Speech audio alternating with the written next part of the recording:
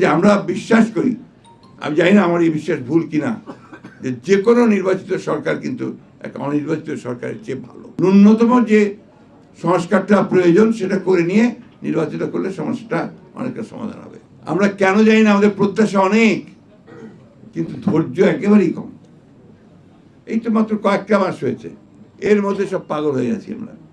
এবং দেখেন আমাদের এই সরকার অনেক ভুল ত্রুটি করছে, ভুল তো করবেই, তারা সরকারে ছিল না, রাজনীতি করেনি, রাজনীতির বিষয় তারা অতটা জানেও না, বোঝেও না, তাই না? তো তাদেরকে তো সেই সময়টুকু সুযোগ দিতে হবে। প্রতিদিন আপনার এখন বার হচ্ছে আপনার মিছিল, দাবি দাওয়া সব বেড়ে গেছে। একদিন কোথায় ছিলে বাবা? তখন তো একটা কথা বলার সুযোগ, সাহসও কেউ পাও নাই, একটা কথা বলার সুযোগ কেউ পাও নাই, সাহসও পাও নাই। আর এখন যেহেতু একটা অবস্থা তৈরি হয়েছে, সবাই যাবে পেটে। এখন এই ওয়াজির সাহেব বলছিলেন যে ওনার পাশেই জাতীয় বিশ্ববিদ্যালয়, না আজকে ওখানে স্ট্রাইক চলছে, রাস্তাঘাট বন্ধ। এটাতে লাভটা কার? এটাতে এই দেশের, এই সমাজের, এই মানুষের কোনো লাভ হবে না। ধৈর্য ধরেন, স্ট্রাকচার আমরা খাড়া করি, গণতান্ত্রিক একটা স্ট্রাকচার খাড়া হোক। সেই স্ট্রাকচার খাড়া হলে নিশ্চয়ই আমরা আপনার সামনের দিকে এগিয়ে যেতে পারবো।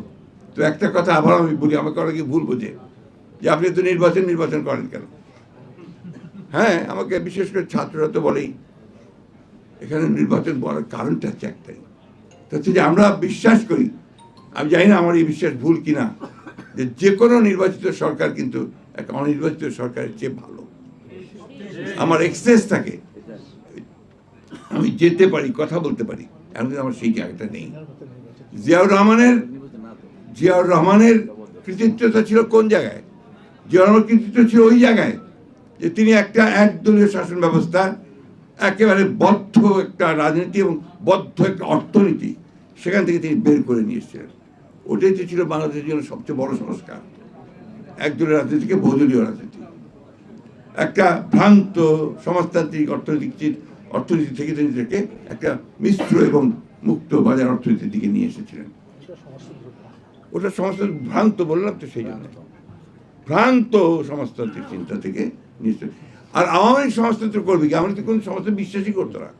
তা আজকে এই জিনিসটা আমাদেরকে বুঝতে হবে যে আমরা ওই জায়গাটা থেকে বেরিয়ে এসে একটা সুযোগ পেয়েছি, সম্ভাবনা তৈরি হয়েছে একটা, যে আমরা একটা ভালো কিছু করব। এই সংস্কারের প্রস্তাবগুলো আসতে শুরু করেছে।